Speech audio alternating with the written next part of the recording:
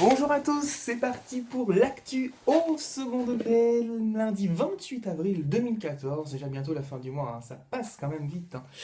On va commencer avec The Voice, et oui, il n'y a pas de doute, The Voice est une véritable drogue pour les Français. Vous savez, quand on abuse de la drogue, à un moment on risque une overdose. Et je crois qu'une partie du public a déjà fait l'overdose concernant The Voice. En parlant de The Voice, le magazine Public a révélé quel était le coach qui gagnait le plus d'argent pour cette saison. Alors, les paris sont ouverts, on pourrait se dire que c'est Florent Pagny. Bah oui, c'est vrai, un look aussi travaillé que le sien, ça s'entretient, ça demande de l'argent, ou pas d'ailleurs. On aurait pu se dire également que ça pouvait être Jennifer. Bah oui, Jennifer est enceinte, vous le savez, elle va accoucher dans quelques temps, elle a besoin d'argent pour nourrir son gosse. C'est pas ses ventes de disques qui vont l'aider à avoir de l'argent, donc on aurait pu dire que ça aurait pu être Jennifer. On aurait pu aussi penser que ça pouvait être Garou. Ouh! Ah oui, il aurait fait la production. Ouh! Ça aurait fait peur. Ouh, loup-garou, Garou!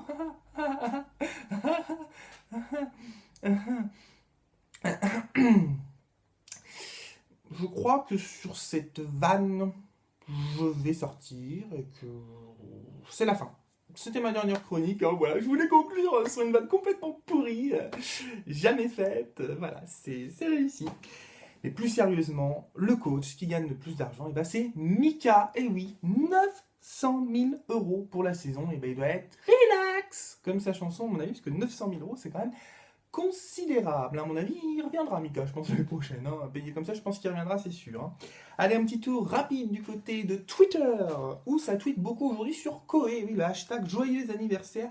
Koé est en tête des hashtags. Une internaute a même été lui écrire « Tu es un Superman ». Oh. Il a pris une claque, le Superman. Koé, Superman. Je sais ce que vous allez me dire. Putain, Koé est plus beau que toi, grosse tapette. Bah oui, vous allez me dire également, tu te crois drôle, bouffon? Tu l'es pas? Bah oui, je sais déjà ce que vous allez me dire. Bah vous voyez, j'attends pas que vous me le dites, je m'attaque moi-même. Vous voyez, c'est quand même fort, ça c'est le seul mec au monde qui s'attaque avant qu'on l'attaque. Bah oui, voilà. Donc c'est plus la peine, du coup je me suis attaqué. Si vous avez d'autres phrases, genre grosse chiotte ou des trucs comme ça, n'hésitez pas, allez-y, faites-le. Et on termine, et là un petit peu plus au premier degré qu'au second degré, puisqu'on a appris la disparition d'une grande comédienne, Micheline Dax, qui a disparu donc à l'âge de 90 ans. Alors personnellement, je la connaissais que de nom, c'est pas vraiment ma génération, vous vous en doutez, mais par respect, voilà, je tenais à en parler, par respect pour sa carrière, aussi par respect pour son public, ceux qui l'ont connue un petit peu plus que de nom, justement. Voilà, 90 ans en tout cas, ça fait vraiment rêver. Allez, c'est la fin de cette chronique, première chronique de la semaine, l'actu au second degré. Je terminerai avec un petit message, une petite dédicace, c'est la suivante. Je t'aime, et si t'es pas content, c'est pareil. Voilà, c'est dit, et je vous souhaite donc une agréable journée, une agréable soirée. À très très vite, bien sûr. Ciao.